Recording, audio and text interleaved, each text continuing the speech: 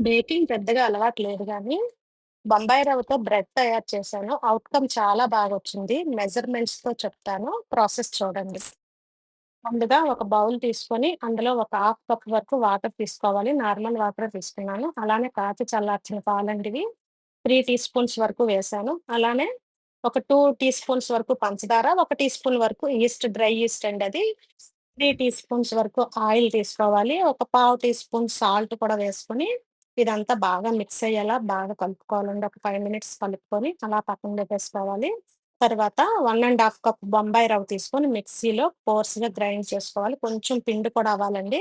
అలా గ్రైండ్ చేసుకున్న తర్వాత, ఆ పౌడర్‌ని కూడా ఇందులో వేసి చక్కగా కలిపేసుకోవాలి. ఇలా కలుపుకొని మొత్తం అంతా ఒక మూత పెట్టి ఒక 10 మినిట్స్ అలా పక్కన వదిలేయాలి.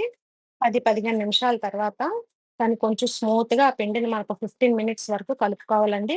ఆ చేతికి ఆయిల్ అప్లై చేసుకొని కలుపుకుంటే మన చేతికి అంటుకోకుండా ఉంటుంది.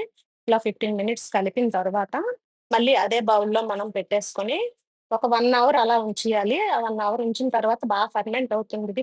పిండి డబల్ అవుతుంది. ఆ పిండికి ఇలా పంచ్ ఇవ్వాలి. పంచ్ ఇచ్చిన తర్వాత పిండిని బయటికి తీసి చపాతీ రోల్‌తో మనం చపాతీలా చేసుకోవాలి.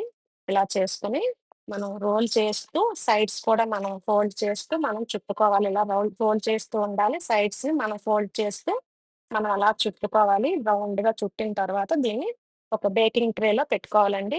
ముందు ఒక బేకింగ్ ట్రేకి ఆయిల్ అప్లై చేసి పైన ఒక బటర్ పేపర్ అనేది వేశాను. బటర్ పేపర్ వేసి అందులో పెట్టానిది. పెట్టేసి కలిపిన పిండి డ్రైగా అయిపోకుండా పాలను కొంచెం బ్రష్‌తో ఇలా అప్లై చేయాలి. ఆ పాలను బ్రష్‌తో అప్లై చేసిన తర్వాత నాప్కిన్‌తో క్లోజ్ చేసి హాఫ్ అన్ అవర్ అలా వదిలేయాలి. ఒక పైన ఒక బేషన్ లాంటిది స్టవ్ పై పెట్టుకొని అందులో కొంచెం సాల్ట్ వేసి ఒక పైన స్టాండ్ కూడా పెట్టి ప్రీహీట్ చేసుకోండి 5 మినిట్స్. తర్వాత హాఫ్ అన్ అవర్ తర్వాత పిండి డబుల్ అయింది ఇంకా చూసారు కదా! అందు మీద మళ్ళీ డ్రై నట్స్ లాంటివి మిల్క్ అప్లై చేసి నట్స్ ఏసేసుకొని ముందుగా ప్రీహీట్ చేసిన బేషన్‌లో ఈ బ్రెడ్ టిన్ పెట్టేసుకోవాలి. పెట్టుకొని పైన మూత పెట్టి మూత పైన మళ్ళీ వెయిట్ ఏదైనా పెట్టేసి 1 అవర్ వరకు మనం బేక్ చేసామంటే ఒక లో టు మీడియం ఫ్లేమ్‌లో బేక్ చేసామంటే బ్రెడ్ తయారైపోతుంది. కలర్ అనేది ఇలా గోల్డ్ కలర్‌లోకొచ్చిన తర్వాత మనం బయకి టిన్ బయటికి బ్రెడ్ టిన్ బయటికి తీసేసి పూర్తిగా చల్లారినంత వరకు నాప్కిన్ క్లోజ్ చేసి ఉంచేసుకోవాలి. పూర్తిగా చల్లారిన తర్వాత దానిని బటర్ పేపర్ తీసేసి కట్ చేసి చూపిస్తున్నానండి. చాలా బాగొచ్చింది బ్రెడ్ అయితే మాత్రం. మైదా గాని, అవెన్ గాని ఏది వాడకుండా చక్కగా వచ్చిందండి. బ్రెడ్ అయితే చాలా బా వచ్చింది బొంబాయి రవ్వతో.